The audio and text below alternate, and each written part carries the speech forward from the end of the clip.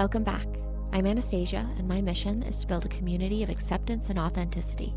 I needed some adventure buddies for this journey of insight, and I'm glad it's you. You are all welcome here, and I'm grateful you decided to join me. Today, I am going to talk about long-term goals, how great and terrible they are the longer you try to achieve them, and how to navigate the torture of waiting without giving up. I will then end with a small thought exercise geared towards building insight into the direction you are moving in your life, and if maybe some changes need to be made. Before we get started, I want to take a moment to thank my clothing partner, Occupied Mind. Occupied Mind's goal is to create a sanctuary of self-expression. Their belief is simple yet profound.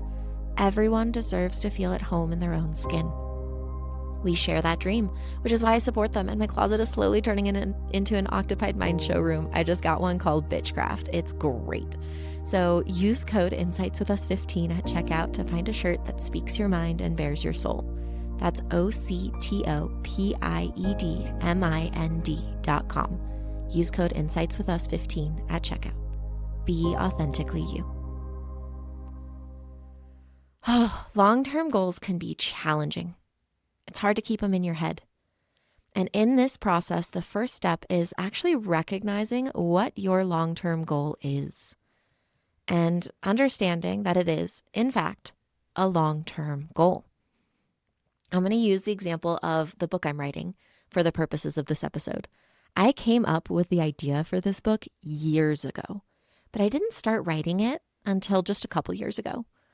And then last year, I took a break because I had too many other projects, including having my short story published in Pillow Talk and needing to focus on that and that editing process and that publishing process.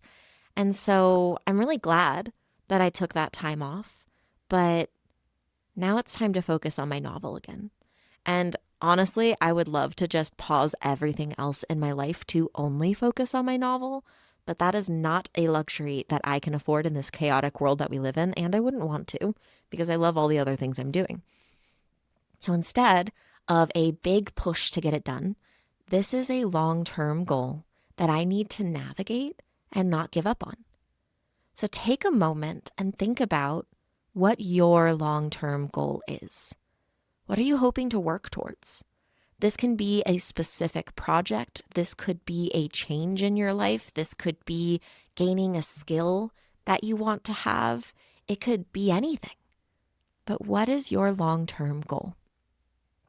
And if you're unsure, take a moment to write down what comes to mind, what your ideas are, what values relate to them, and which goals, ideas, dreams you're most excited about. And then let's start there. Now that you know what your goal is, the second step is usually the easiest. Start it in some way. If you want to write a story, you might start with an outline, or you might begin the first chapter. Maybe you write down all the scenes that you can picture in your head and figure out the plot from there. It doesn't matter how you start it, just start it. If your goal is a business or a project you want to finish, like I have a blanket I'm crocheting that's going to take me forever. It's about an hour per row, but that's a whole other story and example. Decide what your first step is. Again, don't try to decide the finished product, but the look at that, I started something moment. That's what we're looking for. Once you've done this, congratulations. Take a moment to celebrate the fact that you completed the second step. The first step is knowing what you're working on. The second step is starting it. You did it. Amazing. And once you've celebrated, we also need to recognize that this is where long-term goals become challenging. We often feel frustrated or distanced from the motivation we first felt the longer it takes to complete the goal. We want to see progress, feel like we are achieving something. And with many long-term goals, that just isn't how it works. It takes a while before you can see that progress or get gains from what you're working on. The more effort a goal will take to complete, the more it feels like a never-ending task meant to torture us or drive us insane. This is where we want to slow down and find intention in our actions, even when we're taking breaks from our project. So for me, I had an outline for the whole novel completed within the first day. And I wrote the first third of my book almost instantly before that slowdown occurred. Life got in the way. I moved, I prioritized a bunch of different trainings for work. I started this podcast, and a lot of my effort went to writing scripts and editing episodes. I moved a second time. I really stopped giving my novel attention. That was all before Pillow Talk entered the picture.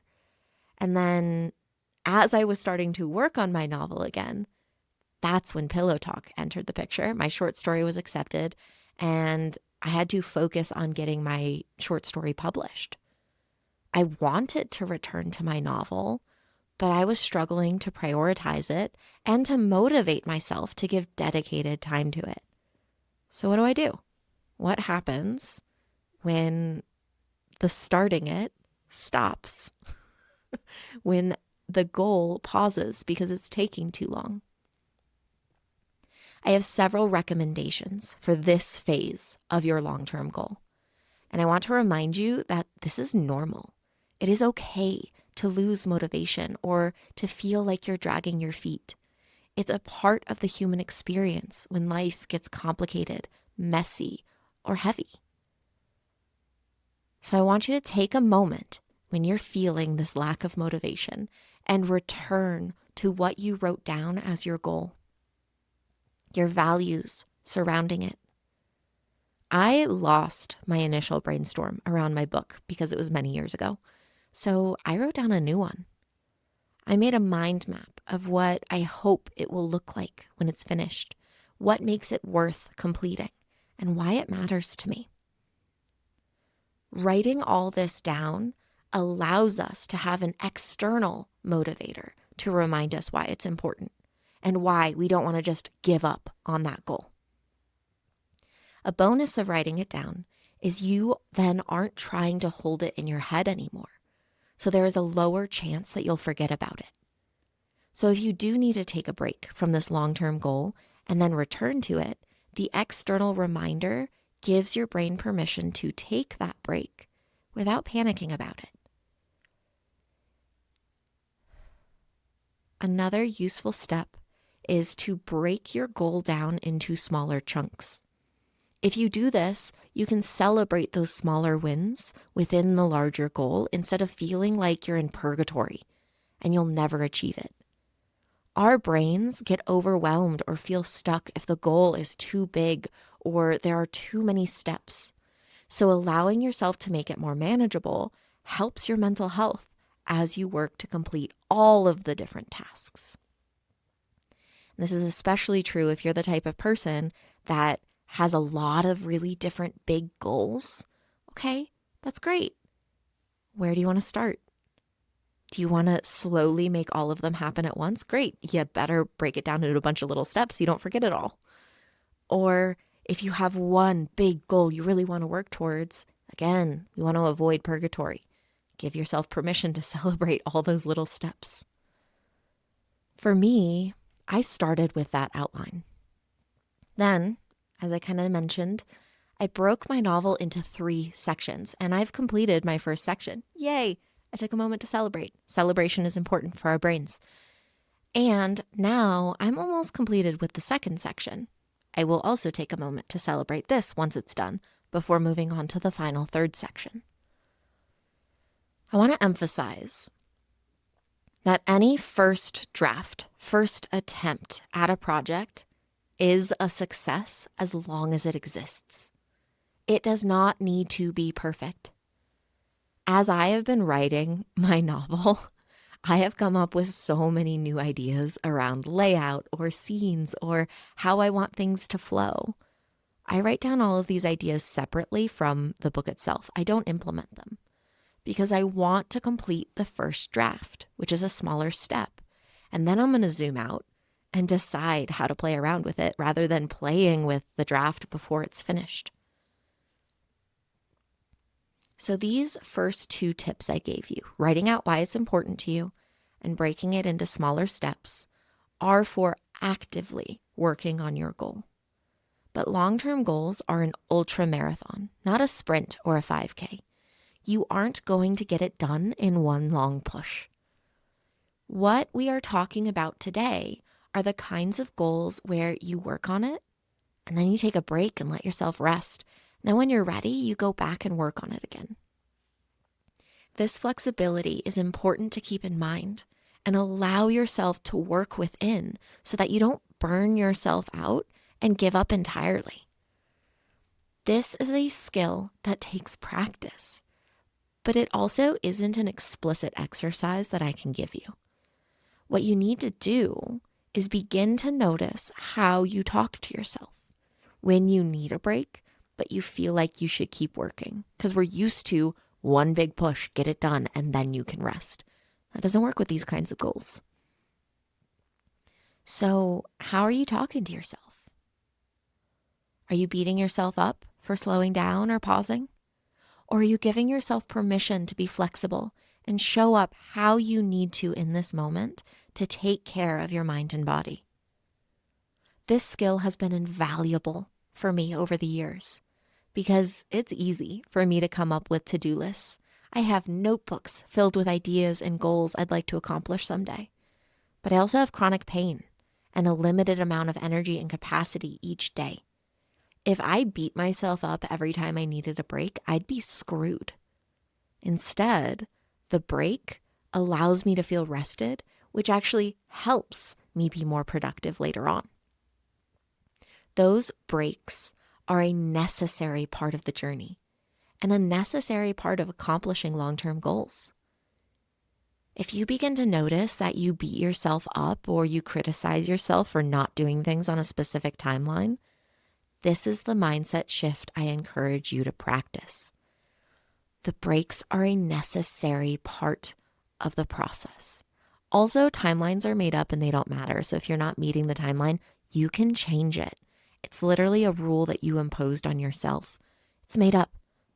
Do what you want to do in the time that it works for you, not the time you want it to work for you.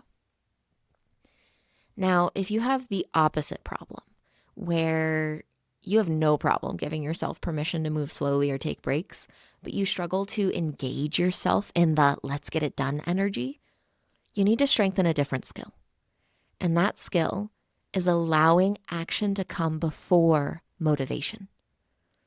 We often wait until we are motivated before we work on a task. But in truth, motivation very rarely comes first. In fact, starting a task allows us to build motivation and find the energy to continue. So once again, this is not a simple exercise to just practice. This is a headspace to notice and strengthen. Can you recognize that you don't have motivation, but you'd like to work on a project? Can you decide when you will push yourself into action to see if that motivation will follow? For me, I can't do it immediately. If I'm moving slow and I know I want to work on something, I give myself a time frame like, I'm going to work on that on Wednesday. Or I'm not going to work on that until after I do this nice long hike with Jules. That one first, then I'm going to try to push myself. And then I have however much time I gave myself to rest, to relax before I attempt it. When that time comes, I work for a few minutes. Sometimes that might be just a minute or two. Sometimes that's 10 to 15 minutes. And then I pause and I check in with myself. Is this what I want to be doing right now? If it's not, that motivation didn't follow, I give myself permission to stop. If my motivation has shown up, great. Then I keep going until I feel that energy waning and it's time for another break. It's not about forcing yourself to finish the task because again, this is a long-term goal. This isn't a push until it's done. It is about giving yourself small moments of progress between moments of rest. And if you've been resting for a while, give yourself a moment of progress. If you have been having many moments of progress, Give yourself a moment of rest. Let yourself jump back and forth between these two states as needed. Another concept to remember when we're working on long-term goals is that it's okay for you to work on other goals or tasks in between. In fact, sometimes I purposefully plan a short-term goal that's an easy win so that I can feel that accomplishment before returning to my long-term goal. The challenge is to not fall into the trap of only focusing on short-term goals. Can you, as you achieve these little goals, regularly check in with your long-term goal? Even if you aren't actively working on it, can you just spend a few minutes reviewing what you wrote down around why it's important so that it stays fresh in your mind? Can you just spend a few minutes on it each week or month just to remind yourself that it's there and that you can focus on it? And I want to emphasize, even if you aren't returning to the project itself, can you review the list of what the goal is and why it matters to you so you don't lose track of what made the goal important in the first place? It's not some obligation that you have to complete. If you hate the goal all of a sudden, get rid of it. Find a new dream, find a new goal. It's okay to change your mind. But if it feels like an obligation, but it's something you still want to accomplish, remind yourself of why it matters. It's not an obligation, it's a goal. Don't let it become purgatory. If you do stop working on it, or you don't review your goal for, let's say, a year or two, that's what I did. Take a moment to reflect on what's stopping you. Is it not important anymore? Did life just get too hectic? Did you stop prioritizing it, but you'd like to start again? What is the barrier? I'm going to leave that curiosity there for you to ponder. What is the barrier to taking small steps as you go, continually working towards that goal? Because you don't have to do it all at once, but you also don't have to completely stop. And with that idea in mind, we are going to try a thought experiment. This is adapted from the book Mindful Yoga-Based Acceptance and Commitment Therapy by Timothy Gordon and Jessica Borashak. This book is full of incredible meditations and gentle movements to help you slow down and be more intentional in your life. So no matter what you're doing as you listen to this podcast, I want to invite you to take a moment to transition your brain from taking in all the information we just went through to doing an experience. Take the deepest breath you have taken all day and really draw out that exhale.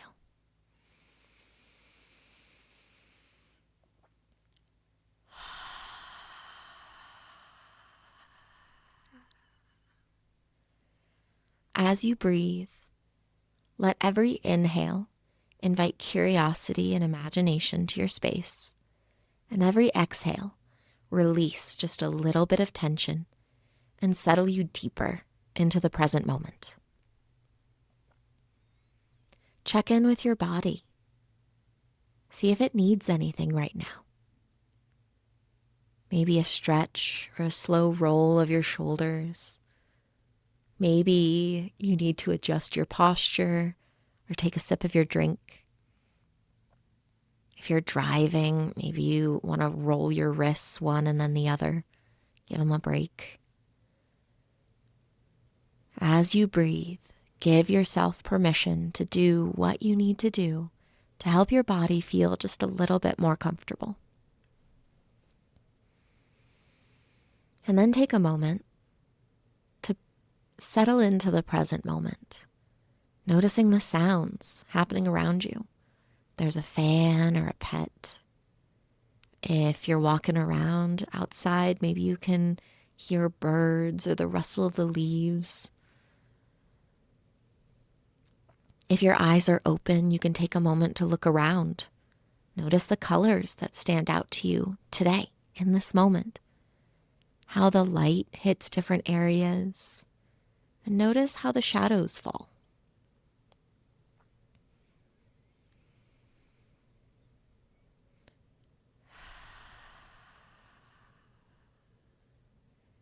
as you take this quick moment to slow down in the here and now, I also want to invite you to think about your present life. Think about your day-to-day routine. If you're working or not, what your evenings or weekends look like. Who do you spend your time with? Think about your life as it is right now. All of the details of how you show up and how you act in your day.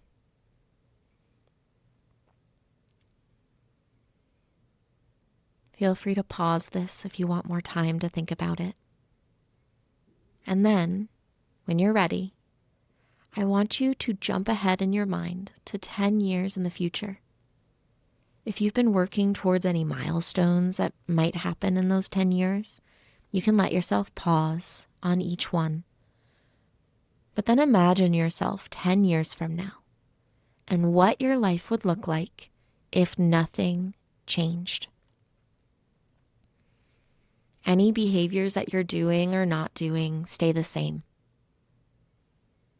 What does your day-to-day look like 10 years from now? What job title do you hold, if any? What are your hobbies? Who is in your life? What do you spend your time doing?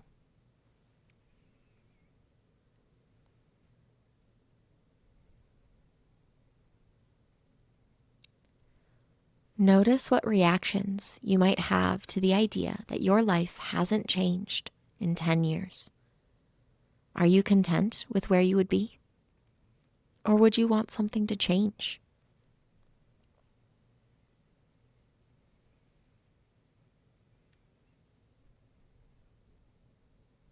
Now I invite you to take a deep breath in. And on the exhale, allow yourself to come back to the present moment. As you breathe, feel the cool air on your inhales and the warmer air on your exhales. If you need to stretch or move or shake to let go of that image, feel free to do so. And then, when you're ready, I'd like you to think about your values. And if you aren't sure what your values are, you can go back to past episodes where I've talked about them and how to discover what's important to you. And that is the question. What is important to you? What would you like your life to be about? What future are you trying to build? Less about specifics and more about that energy, that vibe, that value of who you want to be. So think about what it would mean to embody values like community, health, adventure, peace, self-care, safety. Imagine every day you pause and intentionally ask yourself, what is one step I can take towards my values today? For example, maybe I'm trying to get stronger and I go to the gym 3 to 4 times a week. And then one gym day, I'm exhausted and I feel burned out. Choosing to take a rest day to recharge and take care of my body would be in alignment with my values instead of forcing myself to go. Alternatively, if I've been relaxing at home all day, every day, playing video games, and I ask myself, what is one step I can take to move towards my values? I might end up going for a walk in nature. Imagine every day you took one small step towards your values and the person you want to be. And then imagine yourself 10 years from now in the future. How is your life different? What does your day-to-day look like? Where are you working? Who is in your life? Or what does your community look like? How do you spend your free time?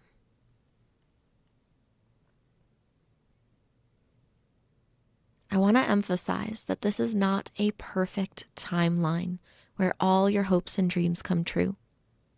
You might not travel the world every month or be a perfect version of yourself, but you might read more, reach out to friends a little more often, or spend more time outside. As you imagine a life that fits with who you want to be and what is important to you, also take a moment to notice how it feels to picture that future.